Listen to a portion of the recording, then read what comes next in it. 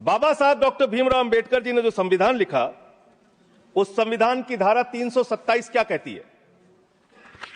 Power of parliament to make provision with respect to elections to legislatures subject to the provisions of this constitution. Parliament from time to time by law make provision with respect to all matters relating to or in connection with elections to either house of parliament or to the house of or either house of the legislature of a state, including the preparation of electoral rolls, the delimitation of constituencies and all other matters necessary of securing the due constitution of such house और houses. इसको हिंदी में भी पढ़ दे जरूर। भारत के संविधान की धारा 327 कहती है, इस संविधान के प्रावधानों के अधीन रहते हुए संसद समय समय पर विधि द्वारा संसद के किसी भी सदन या किसी राज्य के विधानमंडल के सदन या किसी सदन के चुनाव से संबंधित सभी मामलों के संबंध में प्रावधान कर सकती है, जिसमें मतदाता सूची तैयार करना, निर्वाचन क्षेत्रों का परिसीमन करना और ऐसे सदन या सदनों के विधिवत गठन को सुनिश्चित करने के लिए आवश्यक अन्य सभी मामले शामिल हैं। यानी कि चुनाव के मतदाता सूची बनाने से लेकर, परिसीमन करने से लेकर, चुनाव संपन्न कराने तक का जो अधिकार चुनाव आयोग को मिलता है, वो धारा 327 के तहत मिलता है, संविधान के तहत मिलता है। उसी के तहत चुनाव आयोग काम करेगा। चुनाव आयोग कोई राजनीतिक पार्टी नहीं है, उसको चुनाव नहीं लड़ना है। चुनाव लड़ना है राजनीतिक पार्टियों को। राजनीतिक पार्टियां बैठती हैं पार्लियामेंट में और संविधान के मुताबिक जो 327 के तहत पावर चुनाव आयोग को दी जाएगी, उसी के तहत चुनाव संपन्न होगा। अब आगे आ जाइए सर। अब लोक प्रतिनिधित्व कानून 1950 क्या कहता है, जिसमें मतदाता सूची का जिक्र है? इसमें साफ तौर पे लिखा हुआ है, इसकी धारा 20 उपधारा 3 में अंतर्विष्ट किसी बात के होते हुए भी निर्वाचन आयोग किसी भी निर्वाचन क्षेत्र या निर्वाचन क्षेत्र के भाग के लिए निर्वाचक नामावली में ऐसी रीति में जिसे वह ठीक समझे विशेष पुनरीक्षण के लिए निर्देश उन कारणों से जो अवलिखित किए जाएंगे किसी भी समय दे सकेगा। कारण अवलिखित किए जाएंगे, ये साफ तौर पे यहां लिखा हुआ है। एसआईआर आप क्यों करा रहे हैं, ये कारण आपको देश को बताना पड़ेगा, ये कारण आपको देश के सामने रखना पड़ेगा। ऐसे नहीं कि हम तुगलक हो गए हैं, हमारे दिमाग में सनक आ गई है, हम पूरे देश में एसआईआर कराएं। संसदीय शब्दों का ही इस्तेमाल शब्दों का नहीं सर, इसमें क्या गलत मैं कह रहा हूं? क्या तुगलकी फरमान जारी करके एसआईआर कराया जा सकता है? पॉइंट ऑफ ऑर्डर क्या पॉइंट ऑफ ऑर्डर किस रूल के तहत? 238 reflect upon the conduct of persons in high authority unless the discussion is based on a substantive motion. I have already intervened. Please take your seat. हाँ, माननीय संजय जी बोलिए आप। Sir, मैं ये कह रहा हूं कि चुनाव आयोग को चुनाव नहीं लड़ना है सर, कानून बनाना है संसद को और उन नियमों का पालन करवाना है चुनाव आयोग को। तो आपको जब ये ताकत ही नहीं है एसआईआर की, एसआईआर कराने की ताकत ही नहीं है, आप किसी विशेष परिस्थिति में कारण लिखकर तब आप किसी क्षेत्र का, मात्र किसी क्षेत्र का आप एसआईआर करा सकते हैं, पूरे देश का एसआईआर आप नहीं करा सकते। दूसरी बात सर, आते हैं बिहार के ऊपर। उससे पहले मैं थोड़ा जिक्र दिल्ली के चुनावों का कर लूं। दिल्ली के अंदर मान्यवर, मैं एक चीज आपको स्पष्ट कर दूं माननीय संजय जी। हाँ, मैं समय दूंगा। मेरा time.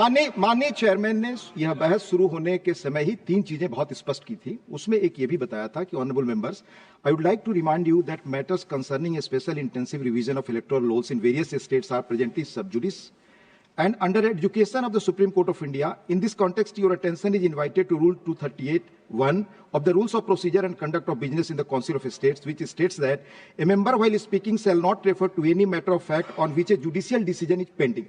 Already judicial decision pending. Judicial decision पे तो मैं बात ही नहीं कर रहा हूं। Anything by you breach जो प्रक्रिया संपन्न हो गई, मैं उसकी और आपका इशारा कर रहा हूं। डिसीजन की तरफ सर, चुनाव सुधार, मैं सुप्रीम कोर्ट के बारे में कोई बात ही नहीं कर रहा हूं सर। यू आर डिस्कसिंग ऐसा, मैं तो सिर्फ प्रोसेस के बारे में बात कर रहा हूं। मैंने आपको बता दिया, प्लीज आप बोले। सर, देश में जो दिल्ली का जो चुनाव हुआ सर, उस दिल्ली के चुनाव में हमने बार बार शिकायत की चुनाव आयोग से। चुनाव आयोग चुनाव के दौरान दी गई शिकायतों को गंभीरता से लेने और उसका निस्तारण करने के लिए बना है। दिल्ली के अंदर जो नई दिल्ली कॉन्स्टिट्यूएंसी, अरविंद केजरीवाल जी की कॉन्स्टिट्यूएंसी, वहां पर सर चुनाव शुरू होने से पहले ही 42,000 वोट काट दिए गए। 42,000 वोट काट दिए गए। उसका कोई कारण पता नहीं क्यों काट दिए गए, वो 42,000 वोट काट दिए गए। मान्यवर इसी विधानसभा के क्षेत्र में लोकसभा के चुनाव में जिन मंत्रियों के घर में 3 वोट था, जिन सांसदों के घर में 5 वोट था, वहां किसी के घर में 33 वोट हो गया, किसी के घर में 26 वोट हो गया, किसी के घर में 22 वोट हो गया। और इसका सारा प्रमाण मान्यवर हम लोगों ने चुनाव आयोग को लिख कर दिया। तो आप तो कहते हैं मुसलमान देश की आबादी बढ़ा रहे हैं, आप तो 6-6 महीने में 18-18 साल के बच्चे बढ़ा ले रहे हैं, 33-33 वोट बढ़ा ले रहे हैं। ये कहां से आ रहे हैं? ये कहां से आ रही है? आबादी आपकी कैसे बढ़ रही है? दिल्ली में पूरी तरीके से आपने चुनाव का घपला किया, जिसका हम लोगों ने लिखित शिकायत दी थी। एक ही भारतीय जनता पार्टी के पदाधिकारी ने 11,000 वोट कटवाने के लिए शाहदरा में एप्लीकेशन दी थी। 24 बीजेपी के कार्यकर्ताओं ने 4800 वोट कटवाने की एप्लीकेशन जनकपुरी में। सर चुनाव की गड़बड़ी, सर चुनाव की गड़बड़ी, क्या सर चुनाव की गड़बड़ी पे हम नहीं बोल सकते? सर फिर हमारा टाइम जा रहा है, सर फिर हमारा टाइम जा रहा है। स्पीक ऑन द सब्जेक्ट, आपका समय जा रहा है क्योंकि आप विषय से बाहर बोल रहे हैं। सर आप बताइए, चुनाव की गड़बड़ी नहीं बोल सकता? सर मैं आपसे पूछना चाहता हूं, क्या चुनाव की गड़बड़ी पे मैं नहीं बोल सकता?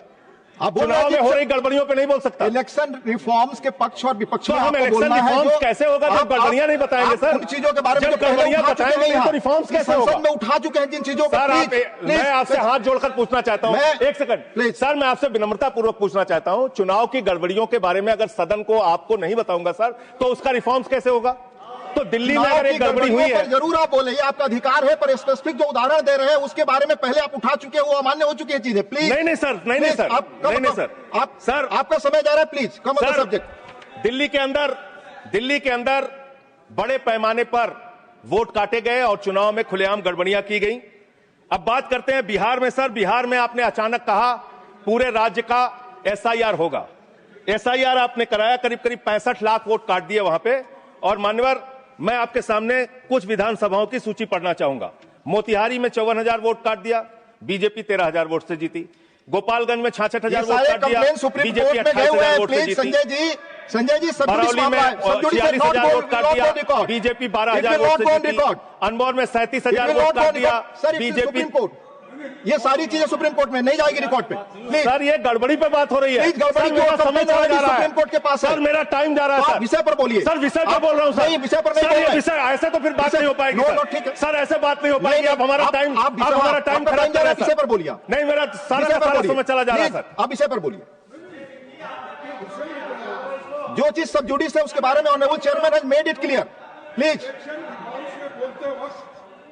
इलेक्शन में ऐसे गड़बड़ियां होते हैं, उसको क्या करना चाहिए ये बता रहे हैं। ये सारे कंप्लेंट माननीय LOP सुप्रीम कोर्ट के पास है। ये सब जुडिस मामला है, इस पर मैं अलाउ नहीं करूंगा। ऑलरेडी चेयरमैन ने कहा। माननीय संजय सिंह आपका समय जा रहा है, आप प्लीज। सर आप बोलने ही नहीं दे रहे हैं, फिर ऐसे बोलने नहीं दे रहे हैं आप। कानून सर चुनाव की गड़बड़ियों के बारे में नहीं बोलेंगे, आप संवैधानिक मर्यादा चुनाव की गड़बड़ियों के बारे में नहीं बोलेंगे, चेयर पर आरोप करेंगे, ये आपको फ्रीडम है। आप कुछ भी कह सकते हैं नियम कायदे के बाहर जाकर के। दूसरी बात सर, प्लीज, EVM का इस्तेमाल देश के अंदर शुरू हुआ, प्लीज। और जब EVM का इस्तेमाल शुरू हुआ अपनी जगह तो देश में तमाम बहस शुरू हुई। और EVM के ऊपर सबसे पहला किसी ने सवाल उठाया तो उस व्यक्ति का नाम है GVL नरसिम्हा। उन्होंने बाकायदा किताब लिखी है कि लोकतंत्र के ऊपर खतरा है ये EVM, और उसके बारे में लाल कृष्ण अडवाणी जी ने उनकी किताब के प्रशंसा करते हुए और EVM पे सवाल होते हुए, अब इस पे भी समस्या है, इस पे भी तो उस पे पूरा EVM के ऊपर सबसे पहले इन लोगों ने सवाल उठाया। EVM किन किन देशों में था और कहां कहां बैन हो गया, मैं पढ़ के बता दे रहा हूं।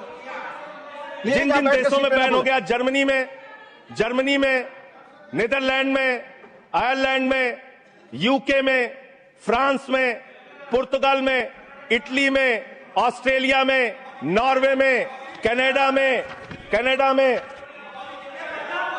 बेल्जियम में, साउथ कोरिया में, इन तमाम देशों में EVM था। EVM बंद हो गया, EVM बंद हो गया। लेकिन मुझे एक मन में शंका होती है जो आपके माध्यम से उधर बैठे हुए लोगों से पूछना चाहता हूं। प्रधानमंत्री जी का आप बहुत गुणगान करते हैं, आप कहते हैं प्रधानमंत्री जी बहुत लोकप्रिय हैं, प्रधानमंत्री जी की लोकप्रियता चमक रही है, वो महामानव हैं, विश्व गुरु हैं। तो ये कौन सी लोकप्रियता है प्रधानमंत्री जी की कि भाई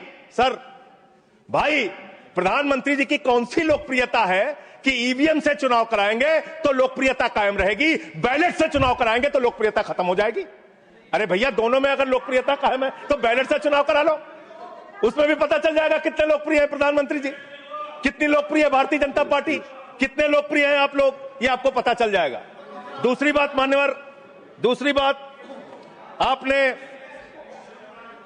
अभी मैंने सुना कि डिटेंशन सेंटर बनाएंगे घुसपैठियों के लिए, और यह कहा गया कि इस पूरी चुनाव की प्रक्रिया के तहत जो लोग पकड़े जाएंगे घुसपैठिए, उनको उस डिटेंशन सेंटर में रखा जाएगा।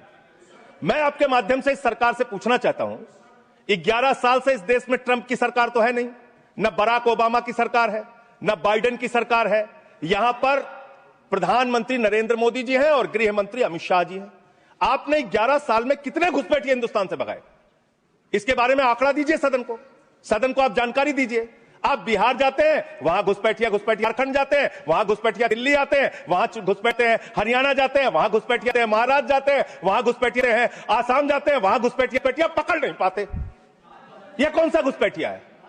जहां पर चुनाव होगा वहां आपको घुसपैठिया मिल जाते हैं, आप पूरा चुनाव उसके ऊपर करते हैं। कितने घुसपैठिया बिहार में मिले, इसको बताइए देश को, इस सदन में बताइए। मैं आपको बताना चाहता हूं मान्यवर, मात्र 315 वहां पर विदेशी नागरिक मिले, जिसमें 78 मुसलमान थे, बाकी नेपाल के हिंदू थे। उसको आप इसलिए आंकड़ा नहीं जारी कर रहे हैं। 65 लाख में सिर्फ 315 मिले, आपकी छाती पे तो सांप लौटने लगा, आपको तो मजा आया नहीं। आप डिटेंशन सेंटर बना रहे हैं उत्तर प्रदेश में। डिटेंशन सेंटर का पता है आपको? कानून, अंतर्राष्ट्रीय नियम।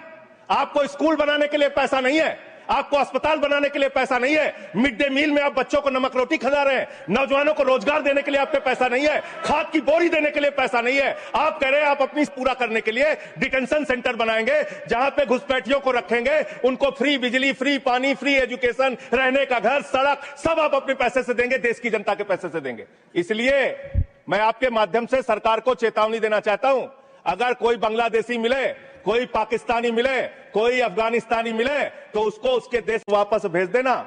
हमारे पैसे से उनको यहां पे डिटेंशन सेंटर और घर बना के फ्री में बिजली, फ्री में पानी, फ्री में शिक्षा, फ्री में इलाज मत करना। और ज्यादा अगर आपको चिंता हो तो अपने घर के बाहर एक घर बना लेना, वहां रख लेना, अपने घर में रख लेना। हम लोगों का पैसा मत बर्बाद करो अपनी। सर क्या क्या बोलते हैं ये लोग, किसको किसको गाली नहीं देते हैं। संसदीय शब्द ही बोल रहा है, आपको भी बोलना है सर। बांग्लादेशी घुसपैठिया की ये लोग बात कर रहे हैं। लश्कर तोयबा का आतंकवादी, इनके माइनॉरिटी मोर्चा का अध्यक्ष था जम्मू कश्मीर में। लश्कर तोयबा का सब्जेक्ट पे तालिब हुसैन, सब्जेक्ट पर that will go to the subject है, ये डिस्कशन सब्जेक्ट है सर। लश्कर तोयबा के आतंकवादियों को अपनी पार्टी में आप रखते हो, लश्कर तैयबा के आतंकवादियों को अपनी पार्टी में रखते हो, लश्कर तैयबा के आतंकवादियों को अपनी पार्टी में रखते हो, आतंकवादियों को अपनी पार्टी में रखते हो।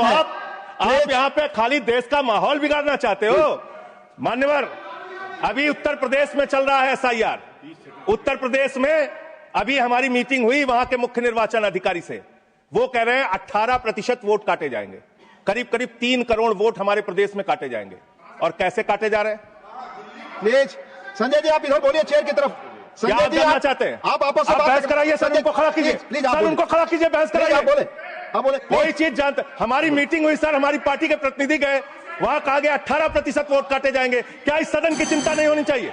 उत्तर प्रदेश में आप 3 करोड़ वोट काटेंगे, 3 करोड़ वोट काटेंगे। आपने रामपुर के अंदर एक 80 साल की बूढ़ी महिला, सर मैं मिलने गया, आपको दर्द बताना चाहता हूं, 80 साल की बूढ़ी महिला, बैठ जाइए आप लोग फालतू बोलते रहते हो। लश्कर तैयबा के आतंकवादियों को अपनी पार्टी में रखते हो तुम लोग, लश्कर तैयबा के आतंकवादियों को रखते हो अपनी पार्टी में। सर रामपुर में एक बूढ़ी महिला 80 साल की, उसका नाम है नूर जहां। सदन को उसकी चिंता सुननी चाहिए। उसने अपने 2 बेटे जो कुवैत में रहते हैं, उनका फॉर्म भर दिया। उस 80 साल की बूढ़ी महिला नूर जहां के ऊपर मुकदमा हो गया सर, जबकि चुनाव आयोग का नियम कहता है कि अगर कोई आपका हिंदुस्तानी बच्चा विदेश में रहता है, उसका भी मतदाता हिंदुस्तान में वो बन सकता है। मां ने फॉर्म भरा, आपने धन्यवाद। अरे सर हमारी पार्टी में से, अरे हमारी पार्टी में से 1 मिनट ले लीजिए, मेरे पार्टी का समय है। 1 मिनट अधिक दिया सर, मैं दल का नेता हूं, मेरे पास सर मैं पार्टी का नेता हूं, मेरे पास टाइम है। ऑलरेडी 1 मिनट अधिक दिया टाइम है सर। आपने लिखकर पहले नहीं दिलवाया, तो हम टाइम हमारे में से काट लीजिएगा, हमारे में से टाइम काट लीजिएगा। आप जल्दी बोलिए, 1 मिनट मुझे और दीजिए। 1 मिनट में कंक्लूड। सर मैं अंत में यही कहना चाहता हूं, आपके इस जोर दबाव के चक्कर में हिंदुस्तान के 35 BLOs अब तक अपनी जान गंवा चुके हैं। ये सदन, अरे कहां मंत्री जी, आपको कैसे पता चलेगा? ये सदन इस सदन को श्रद्धांजलि देना चाहिए।